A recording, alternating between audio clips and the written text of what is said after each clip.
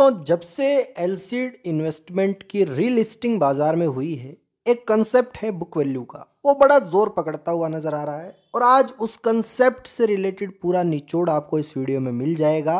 और साथ ही एलसीड इन्वेस्टमेंट के जैसे और भी कौन से मल्टीपल स्टॉक्स, दर्जन भर स्टॉक्स बाजार में मौजूद हैं, उनका भी विश्लेषण आज की इस वीडियो में हो जाएगा। तो यहाँ पर जैसा कि आप जानते हैं, सेबी का एक रूल है कि कोई ऐसा स्टॉक बेसिकली जिसके अंदर बहुत ज़्यादा ट्रेडिंग वॉल्यूम ना हो, तो यहाँ पर कंपनीज के पास एक ऑप्शन होता है कि शेयर की रीलिस्टिंग करा सके। वही जो है ऑप्शन को चूज़ किया एलसीड इन्वेस्टमेंट की मैनेजमेंट ने और इसकी रीलिस्टिंग करवा दी। अब जैसा कि आप जानते हैं, एलसीडी इन्वेस्टमेंट का बहुत बहुत मंदा दाम होता था, लेकिन इसके पास चूंकि लगभग 12,500 करोड़ के आसपास के वर्थ ऑफ शेयर्स पड़े थे इनके खाते में, 4.5% का स्टेक इनके पास है एशियन पेंट्स का, उसके कारण इसकी बुक वैल्यू तो बहुत ज़्यादा थी, लेकिन स्टॉक का प्राइस बेहद कम था। लेकिन अब जैसे ही स्टॉक की रिलिस्टिंग हुई, वो प्राइस जो 10, 20, 50, 100, 200, 500 रुपये पर ट्रेड करता होता था, वो अभी 3 लाख पर जा चुका है। और लगातार कमाल की बात है, अपर सर्किट नहीं रुक रहा है। और इसी के साथ मैं आपको बता दूं, ये और वॉल्यूम जनरेट कर सकता है। कैसे? देखिए, इसकी फेस वैल्यू को तोड़ दिया जाए और साथ ही साथ नंबर ऑफ स्टॉक्स को, जो कि मात्र जो है 2 लाख शेयर्स हैं, या मेरे को लगता है 20,000 शेयर्स हैं, उनको जो है मल्टीपल टाइम बोनस के रूप में जो है बढ़ा दिया जाए, तो यहाँ पर लगातार इसके अंदर वॉल्यूम जोर ज़्यादा बढ़ सकती है। तो यहाँ पर 3 साल पहले कितना मार्केट कैपिटलाइजेशन था? मात्र 0.29 लाख का, 29 लाख का। और अभी जो है 6,030 करोड़ की मार्केट कैपिटलाइजेशन पहुंच चुकी है। वो किस प्रकार पहुंची? वो सिर्फ और सिर्फ जो है इनकी बुक वैल्यू बहुत ज़्यादा थी, उसके कारण पहुंची। आज भी स्टॉक की बुक वैल्यू 5,84,000 रुपये के आसपास की है, और मेरे हिसाब से ये बुक वैल्यू पर जरूर पहुंचता हुआ नजर आ सकता है। तो यहाँ पर चलिए, ये बातें तो हो गई। अब एलसीडी इन्वेस्टमेंट को खरीदने की कोशिश आपने भी बहुत की होगी, मैंने भी मल्टीपल टाइम की है, लेकिन इसके अंदर दिन में 1, 2, 3 जो है क्वांटिटीज ट्रेड होती थी, और वो मेरे हिसाब से जिसका भाग्य होगा उसको ही मिली होगी। तो यहाँ पर मुझे तो कभी मिली नहीं। कमेंट करना, अगर किसी को मिली हो तो कमेंट बॉक्स में बताना। लेकिन ये टॉपिक चला गया। अब यहाँ पर एलसीडी इन्वेस्टमेंट में सारा सिनेरियो हमें देखने को मिला, और लगातार जो है बहुत ज़्यादा भारी रिटर्न या प्रॉफिट भी आपको देखने को मिले। लेकिन आगे क्या? अब भी यहाँ पर जो है मल्टीपल तरीके से आप ये चीज़ें सर्च कर सकते हैं। मैंने डाला है current price slash book value less than 0.10, यानी कि करंट प्राइस बुक वैल्यू के बनिस्बत यहाँ पर 0.10% से ज़्यादा नहीं होना चाहिए, यानी कि बुक वैल्यू लगभग एटलीस्ट 10 गुना तो होनी ही चाहिए। ये एक फॉर्मूला मैंने यहाँ पर डाला है, और इस फॉर्मूला के डालते ही लगभग 363 स्टॉक्स निकल करके आए। फिर उसके बाद मैंने बुक वैल्यू पर क्लिक किया, और सबसे बड़ी बुक वैल्यू वाला शेयर हमारे पास निकल करके आ गया। अब यहाँ पर ऐसे स्टॉक्स अब भी बाजार में मौजूद है जिनकी दोबारा रीलिस्टिंग हो सकती है, जिनके अंदर स्टॉक्स भी मिल रहे हैं। तो यहाँ पर क्या जाता है, देखिए, फॉर एग्जाम्पल 11 रुपए का शेयर है, 10 खरीद लो, कितने लगे? 110 रुपए। एक बर्गर खा जाते हो आप इतना। अब यहाँ पर 8 रुपए का शेयर है, 10 शेयर खरीद लो, कितने लगे? 90 रुपए। एक सिंपल जो है बेसिकली 1 लीटर पेट्रोल के प्राइस में ये शेयर्स मिल रहे हैं।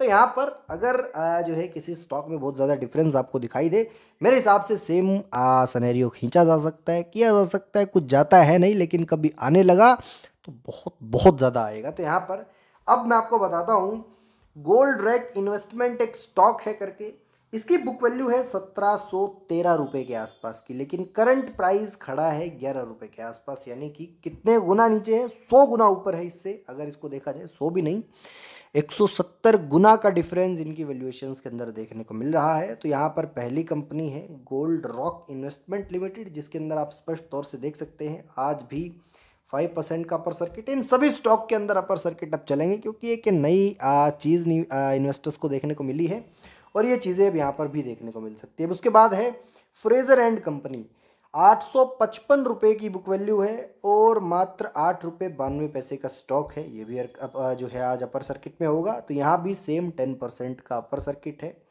सेम तरीके से नेट एवेन्यू की बात की जाए, 487 की बुक वैल्यू है, 16 रुपये का भाव है। ये भी बड़े सर्किट में बंद होगा, आज यहाँ पर सर्किट नहीं लगा।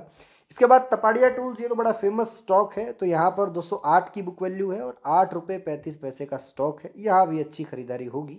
सो यहाँ भी अगेन 5% का अपर सर्किट। तो ये कुछ कंपनीज हैं जिनकी बुक वैल्यू में बहुत बड़ा डिफरेंस आपको देखने को मिलता है। नेक्स्ट स्टॉक है यहाँ पर सागर सोया प्रोडक्शंस, 153 रुपये की बुक वैल्यू है, मात्र 2 रुपये का शेयर है। 10 शेयर खरीद लो, 24-25 रुपये के पड़ेंगे। इसके बाद 82 रुपये की बुक वैल्यू, 8 रुपये का शेयर आपको मिल रहा है, 10 गुना मिल रहा है। 54 की बेसिकली बुक वैल्यू है और 3 रुपये 22 पैसे का स्टॉक मिल रहा है। 10 शेयर खरीदोगे 32 रुपये के पड़ेंगे। इसी के साथ यहाँ पर जो है 40 रुपये के आसपास की बुक वैल्यू है, 1 रुपये 86 पैसे का स्टॉक है, 18 रुपये का पड़ेगा। तो यहाँ पर मेरे हिसाब से कुछ जाता तो है नहीं। एक अलग से पोर्टफोलियो में यहाँ पर जो है 200 300 400 रुपये इन्वेस्ट करके रख लो। कभी अगर जो है रिलिस्टिंग हुई या अगर इस प्रकार का सिनेरियो देखने को मिला तो ये स्टॉक की भी चांदी होती हुई नज़र आ सकती है। इसमें एक और बात का ध्यान रखा जा सकता है, ये तो मैंने सिर्फ एक फ़िल्टर लगाया है, हालांकि मैंने आपको बिल्कुल स्क्रीनर चलाना बहुत बढ़िया तरीके से सिखा रखा है। अगर आप इसमें फर्दर फिल्टर्स ऐड करेंगे और इनके फंडामेंटल्स भी अच्छे ढूंढने की कोशिश करेंगे तो 363 स्टॉक में से कुछ 5 7 8 10 स्टॉक तो निकल करके आएंगे ही आएंगे।